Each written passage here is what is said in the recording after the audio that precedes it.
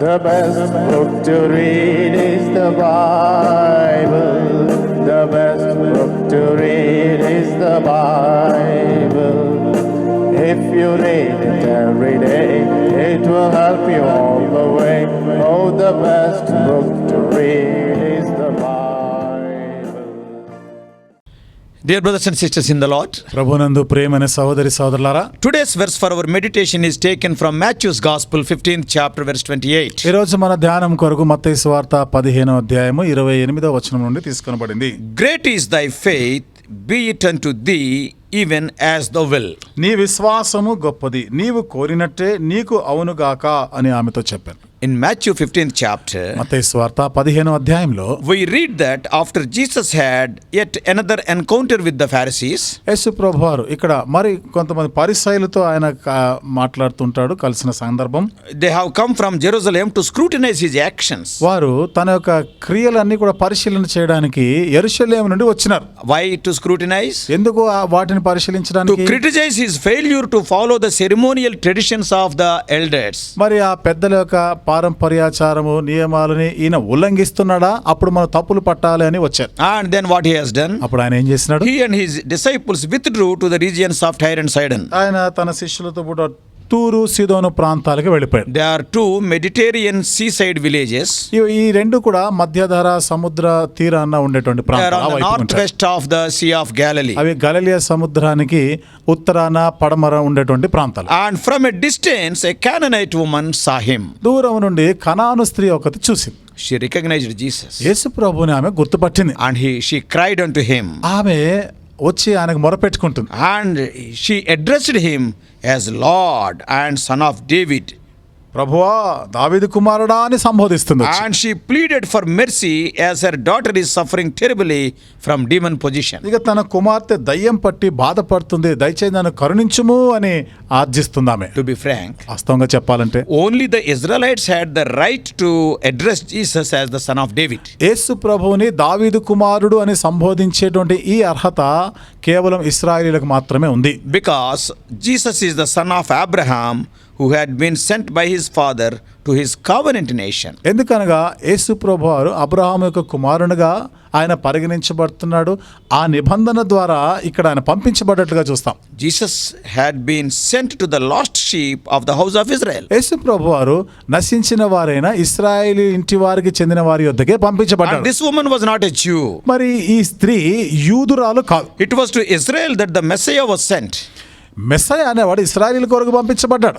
And it was to Israel that the adoption of sons, the glory, as it is written in Romans 9:4, the covenants, the giving of the law, the temple service and the promises, they belong to Israel only. Romans 9:4. రోమిలకు రాసిన పత్రిక 9వ అధ్యాయం 4వ వచనం ప్రకారము ఇశ్రాయేలీలు అంటే దత్తపుత్రత్వము వారిది, మహిమ నిబంధనలు ధర్మశాస్త్ర ప్రధానమును అర్చనాచారాదులు వాగ్దానాలు అన్ని ఇశ్రాయేలీలవి. And Jesus, who was sent to bring salvation to Israel, was from the tribe of Judah. ఇశ్రాయేలీలకి రక్షణ అందించడానికి పంపించబడినటువంటి యేసు ప్రభువు యూదా గోత్రం నుండి వచ్చాడు. And he was of the house of David and the lineage of David. దావీదు ఇంటికి చెందినవాడు, దావీదు యొక్క వరుసలో వచ్చినవాడు. He was the Jewish Messiah and King of Israel. ఇతడు యూదా మెస్సయ్యగా ఇశ్రాయేలు రాజుగా ఉన్నాడు. He was the Lord Jesus Christ who had come to save his people from their sin. యేసుక్రీస్తు ప్రభువుగా తన ప్రజలను వారి పాపం నుండి రక్షించడానికి వచ్చాడు ఆయన. తన ప్రజలను. What does it mean? అంటే అర్థం ఏమిటి? Israelites. ఇశ్రాయేలీలు. He came as a promised seed of Abraham. Abraham యొక్క వాగ్దానం చేయబడిన సంతతిగా వచ్చాడు ఆయన. Through whom all the families of the earth would be blessed. అతని ద్వారా భూజనులందరూ ఆశీర్వదించబడతారు. For it was through God's chosen people that salvation was to come to all men. కాబట్టి దేవుని చేత ఏర్పరచబడిన వారికి ఈ రక్షణ అనేది దేవుని యొద్ద నుండి వారికి వస్తుంది. So the daughter of the Gentiles had to gain some dispensational understanding before Jesus could help her. కాబట్టి యేసు ప్రభువారు తనకు ఏదైనా సహాయం చేయక పూర్వము ఈమె అన్య జనాంగానికి చెందినటువంటి స్త్రీ ఈ వ్యత్యాసం తాను తెలుసుకోవాలి అని ఇక్కడ కోరబడింది. For salvation is of the Jew. ఎందుకనగా రక్షణ యూదులకి. Jesus tested her heart by reminding her that food for the children, that is Israel, should not be thrown to the little puppy dogs, that is Gentiles. యేసు ప్రభువారు ఈ స్త్రీ తాను గ్రహించాలి, తాను అర్థం చేసుకోవాలని జ్ఞాపకం చేస్తూ Jesus tested her heart. యేసు ప్రభువారు తన యొక్క హృదయాన్ని పరీక్షిస్తున్నాడు ఇక్కడ. ఎందుకనగా ఇశ్రాయేలీలకి చెందినది, ఇశ్రాయేలీకి పెట్టవలసినటువంటి ఆ రొట్టె ముక్కల్ని ఆ పిల్లలు ఆ అన్యజనులకు అంటే కుక్కలకి పెట్టడం కాదు.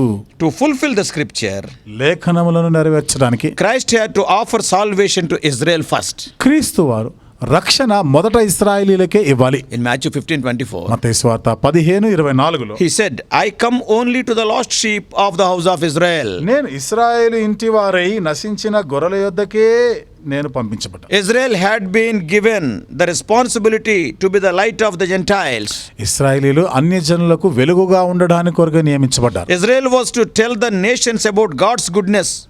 ఇశ్రాయేలీలు దేవుని యొక్క మంచితనం గురించి లోక ప్రజలందరికీ చెప్పాలి. They have to teach the good news of the kingdom. ఆ రాజ్యం గురించినటువంటి శుభవార్తని వాళ్ళకి తెలియచేయాలి. But they have rejected Messiah. కానీ వాళ్ళే మెస్సయాని తృణీకరించారు. Their rejection of Messiah resulted in the church dispensation and the age of grace. వారు మెస్సయాని నిరాకరించిన కారణాన్ని బట్టి ఈ సంఘ యుగంలో The church dispensation started. ఈ సంఘ యుగం ఆరంభించబడింది కదా, And it became the age of grace. అది కృపాయుగముగా మార్చబడింది. Of course, Israel is going to fulfill its mission in the future. అయితే రాబో దినాల్లో ఇశ్రాయేలీలు వారు చేయవలసిన పని, ఆ బాధ్యతను నిర్వర్తిస్తారు. Truly, this Canaanite woman was of great faith. నిశ్చయంగానే ఈ కనాను స్త్రీ గొప్ప విశ్వాసం గలదే. This we can see in the commendation given by Jesus Christ in the verse for our meditation today. ఇది నేటి దినం మన ధ్యానం కోరిన వచనంలో యేసు ప్రభువారు తన విశ్వాసాన్ని మెచ్చుకుంటూ పొగిడి చెప్తున్న మాటలు బట్టి అర్థమవుతుంది. Being a woman, that too a Gentile woman, she was crying aloud in the street. ఒక స్త్రీ అందుట్లోనూ అన్య జనాంగానికి చెందిన వీధుల్లో వచ్చి బిగ్గరగా ఆమె కేకలు It was వేస్తారు. a wonder to have such faith. ఇంత గొప్ప విశ్వాసం ఉండడం అద్భుతమే. If we see the earlier chapters in Matthew's Gospel, అంతకు పూర్వం ఉన్న అధ్యాయాల్లో మనం మత్తయి సువార్తలో చూస్తే these words are uttered by two blind men in 9:27-30. ఇవే మాటలు 9వ అధ్యాయం 27 నుండి 30 వచనాల్లో ఇద్దరు గ్రుడ్డివారు పలికినారు ఆ మాట. That is Lord, Son of David.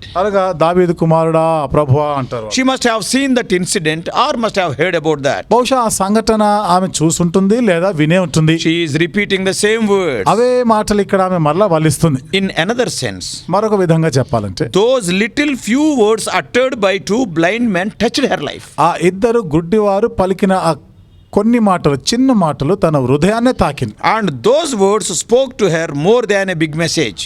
ఆ మాటలు గొప్ప ప్రసంగం కన్నా ఎక్కువగానే తనతో So, మాట్లాడినట్టుంది. dear brothers and sisters, కాబట్టి ప్రియమైన సహోదరి We have to సహోదరులారా, understand a lesson here. ఇక్కడ ఒక పాఠాన్ని మనం అర్థం చేసుకోవాలి. Often, little words speak more than great messages. అనేక పర్యాయాలు చిన్న మాటలు, కొన్ని మాటలు గొప్ప పెద్ద ప్రసంగాల కన్నా ఎక్కువగా పనిచేస్తాయి. The change in our lives impress more than our empty messages. మన జీవితంలో ఈ మార్పుని ఇవే అంటే ప్రసంగాల్లో ఏమీ లేని శూన్యత ఈ మాటల ద్వారా మనకు మార్పు Some తెస్తాయి. messages are messages, but they are empty messages. కొన్ని ప్రసంగాలు ఉంటాయి, అవి ప్రసంగాలే కానీ అందులో ఏమీ ఉండదు. Oh, they will eat away the time. సమయం అంతా తినేస్తారు. God has not spoken to them, yet they will be bombarding. దేవుడు వారితో ఏమీ మాట్లాడలేదు, అయినా వాళ్ళు వచ్చి ఇక్కడ బల్లగుద్ది చెప్తారు. But change in our lives, they will impress more than such empty messages. అయితే మన జీవితంలో మార్పే ఆ ఖాళీ ప్రసంగాలు కానీ ఎక్కువ ప్రభావితం చేయబడతాయి. Though she cried like that with great voice, ఆ విధంగా గొప్ప స్వరంతో గొప్ప శబ్దంతో ఆమె కేక వేసిన she faced 4 major obstacles. 4 ప్రధానమైనటువంటి అభ్యంతరాలు, ఆటంకాలు ఎదురైనాయి. What are they?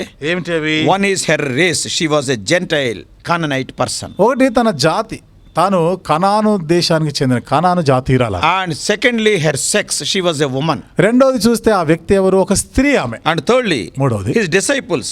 శిష్యులు. They asked Jesus to send her away because she is crying, creating much disturbance. ఊరికే వచ్చి గోల చేస్తా ఉంది, ఇబ్బంది పెడుతుందని యేసు ప్రభుతో చెప్తారు శిష్యులు, ఈమెను పంపించేయరాదా అంటారు. And disciples were an obstacle. శిష్యులు కూడా ఆమెకి ఆటంకంగా And ఉన్నారు. fourthly, the నాలుగోది words of Jesus. యేసు ప్రభు వారి మాటలు As they were not at all encouraging. ఏమాత్రం కూడా ప్రోత్సహించేవిగా, ఆదరించేవిగా లేవు. In the beginning, in 15:23, Lord was silent. He has not answered. ఆరంభంలో 15:23 యేసు ప్రభు వారు ఒక్క మాట అయినా పలకలే, But మౌనం. now, after this episode, ఇప్పుడు ఈ సంఘటన తర్వాత we can understand that his silence is not mercilessness.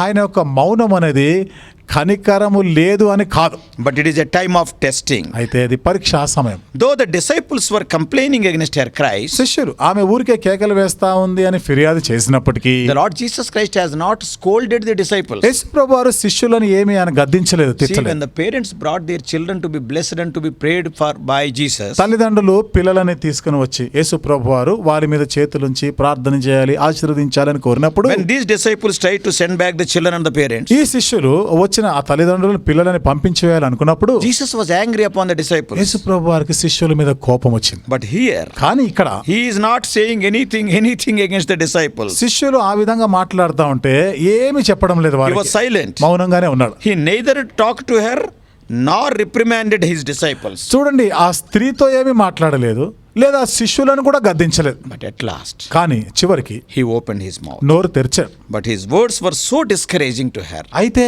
ఆ మాటలు కూడా ఆమెను ఎంతో కృంగదీసినాయి, నిరుత్సాహపరిచినాయిగా He ఉన్నాయి. said indirectly that such blessings are not meant for Canaanites. పరోక్షంగా ఆయన చెప్తున్న మాటలు ఏమిటిదంటే ఈ రకమైన ఈ ఆశీర్వాదాలు కనానీయుల కొరకు కాదు. But in Matthew 15, 14 and 24 and 25 when we కానీ see, మత్తయి సువార్త 15వ అధ్యాయము 24, 25 వచనాల్లో చదివితే it is strange to see that చూడండి, ఇది ఈ మాటలు మనం వినడానికి ఎంత వింతగా ఉన్నాయంటే even after hearing such discouraging words, she worshipped Jesus. ఇంత నిరుత్సాహకరమైనటువంటి మాటలు విన్నప్పటికీ కూడా యేసు ప్రభుని ఆమె ఆరాధించింది అని ఉంది ఇంగ్లీష్ లో. What a faith. ఎంతటి విశ్వాసం. After reading the conversation, ఈ సంభాషణ విన్న తర్వాత we can understand that hers was persistent faith. ఆమెకున్నటువంటి ఆ విశ్వాసం పట్టు విడవకుండా పట్టుదలతో ఆ విశ్వాసంలో పట్టుదల ఉన్నట్టు చూస్తాం. Her faith passed all the tests. తన యొక్క విశ్వాసము పరీక్షలన్నిటిని కూడా నెగ్గినట్టు చేసి She passed that test. She got the best. ఆ పరీక్షలో నెగ్గింది, తాను శ్రేష్టమైనది పొందింది. Discouragements have not destroyed her faith, నిరుత్సాహాలు తన విశ్వాసాన్ని నాశనం చేయలేదు, but discouragements have developed her faith. నిరుత్సాహాలు తనలో విశ్వాసాన్ని పెంపొందించినాయి. God proved her faith and improved her faith. దేవుడు తన విశ్వాసాన్ని నిర్ధారించాడు, దాన్ని ఇంకాను మెరుగుపరిచాడు. What an encouragement at the end.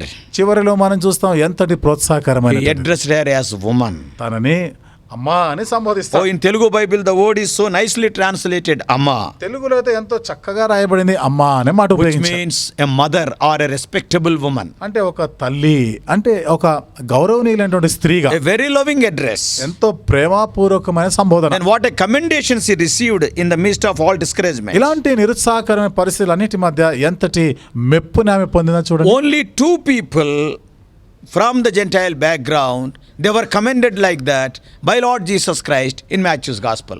అన్య జనాంగానికి చెందిన వారిలో కేవలం ఇద్దరు మాత్రమే యేసుక్రీస్తు ప్రభు ద్వారా ఇలాంటి మెప్పు పొగడ్త మాటలు విన్నట్టుగా మత్తయి సువార్తలో మనకు చూస్తాం. One is the centurion in Matthew 8:10. మత్తయి సువార్త 8వ అధ్యాయం 10వ వచనంలో ఒక శతాధిపతి గురించి, And secondly here, రెండవది ఇక్కడ ఈ స్త్రీ గురించి what Jesus Christ is telling, యేసు ప్రభు వారు ఏమంటున్నారు? Amma, thy will be done. అమ్మా, నీవు కోరినట్టే నీకు అవునుగాక. What all she asked, what all she willed is granted unconditionally. తాను అడిగినది, తాను కోరినది, తాను ఇచ్ఛయించినది బేషరతుగా అనుగ్రహించబడునుగాక అని చెప్పి Finally, the cure was immediate. చివరికి వెంటనే ఆ స్వస్థత లభించింది. In the same hour, she was cured. అదే గడియలో తాను స్వస్థత పొందింది. Dear brothers and sisters, ప్రియమైన సహోదరి సహోదరులారా, how is our faith? మన విశ్వాసం ఎట్లా Are ఉంది? you going through similar tough situations today? ఈ రోజు ఇదే రకమైన కఠిన పరిస్థితుల గుండా వెళ్తున్నావా? This Canaanite woman and her persevering prayer are of great models to us. ఈ కనాను స్త్రీ తన యొక్క పట్టుదలతో కూడినటువంటి ఆ ప్రార్థన విశ్వాసం మనకి ఒక మాదిరిగా ఆదర్శంగా ఉంది. May God help us to be the people of persistence and persevering prayer in these end days. పట్టుదలతో ప్రార్థన చేస్తూ విశ్వాసం కలిగి ఈ అంత్య దినాల్లో ప్రార్థన చేసేవారుగా దేవుడు మనల్ని సిద్ధపరచునుగా. May God help us to have the answers to our prayers. దేవుడు మన ప్రార్థనలన్నిటికీ జవాబు దొరికినట్లు చేయనుగాక. May God bless us. దేవుడు మనల్ని దీవించునుగాక.